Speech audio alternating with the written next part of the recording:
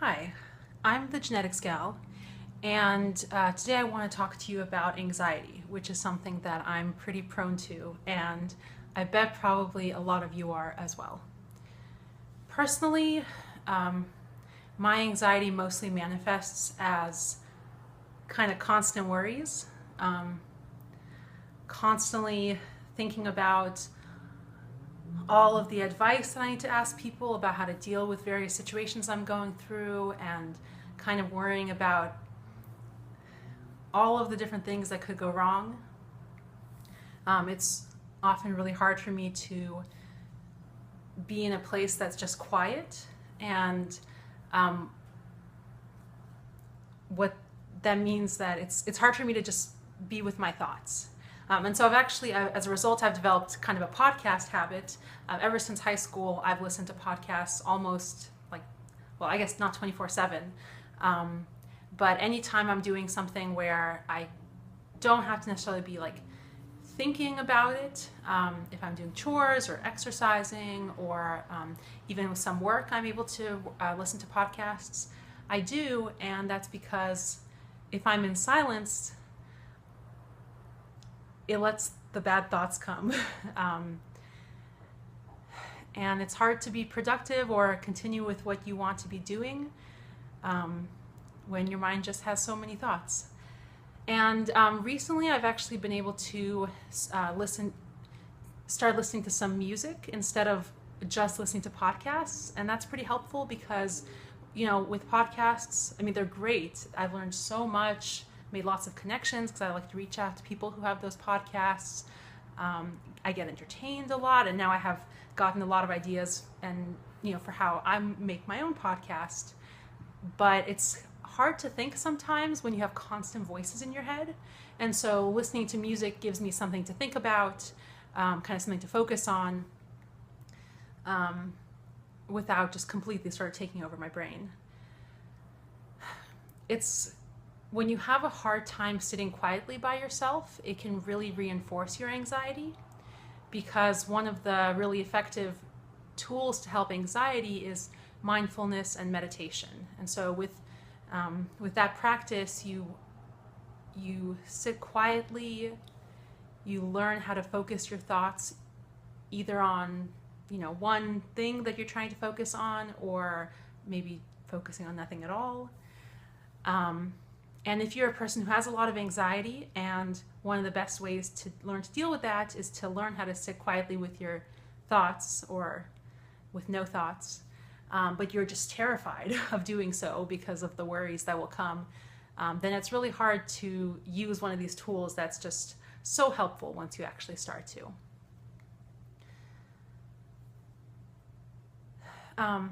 Something else I've been recognizing is that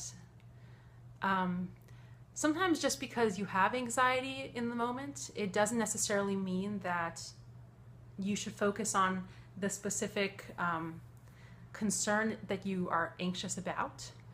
Sometimes the reason that we have a lot of anxiety is that we're just really used to being anxious. And so if you then, let's say you have a time when you have all these deadlines at work, or maybe you are waiting to hear back on some test, like health test results of yours or a family member's, and now that stress is gone, you'd think that suddenly you wouldn't be anxious anymore, but I think the anxieties just kind of fill in. So your mind is so used to racing and so used to trying to problem solve, that when there's not a specific problem you need to be troubleshooting right then, you just feel anxious. You either fixate on everyone always has things that are going on. Interpersonal relationships you can kind of obsess over, or something you're not doing well enough at, or some health problem because we all have some chronic health issues. So it's really easy to just let your mind go to those places. Or you're trying to figure out, like, what am I anxious about? I feel anxious, but I can't think of anything that's specifically really troubling me right now. And that can cause a lot of unease. So one of the things that I've been kind of recognizing now is that when I have anxiety, let's say someone asks me what are you anxious about? It's really easy to automatically say, oh, well, this thing is going on, or I don't know how this is going to go, or start filling in reasons.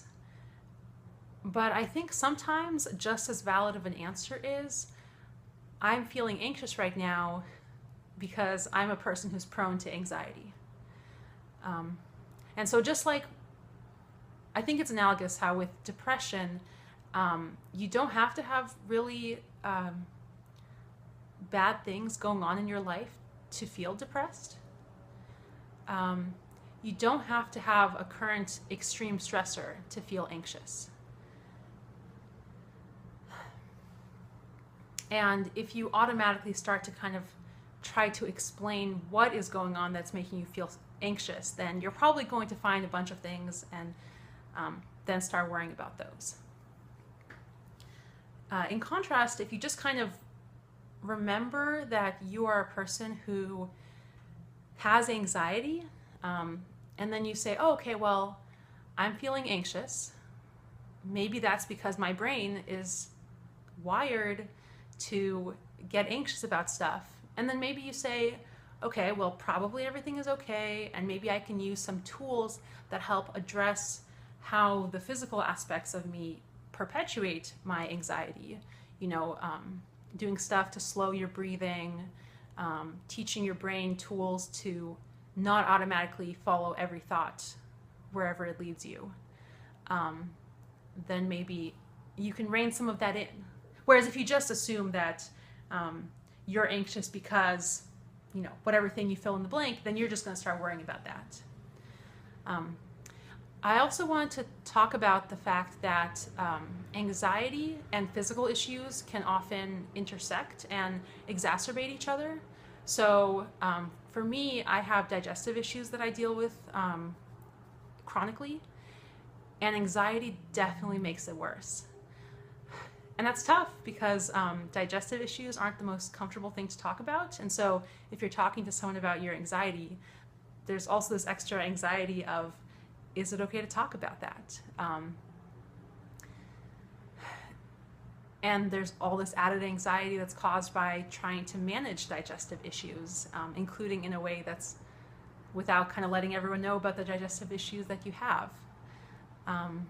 So I'm really interested to hear about other people's experiences, including if anyone has, this experience of having anxiety either be caused by or exacerbate other physical issues that they have. So I'd love to hear your stories. Let me know how anxiety affects your life, either directly or because of anxiety that other people have. And I'd love to hear how it affects your relationships, your career, your physical health, all kinds of stuff. So I'm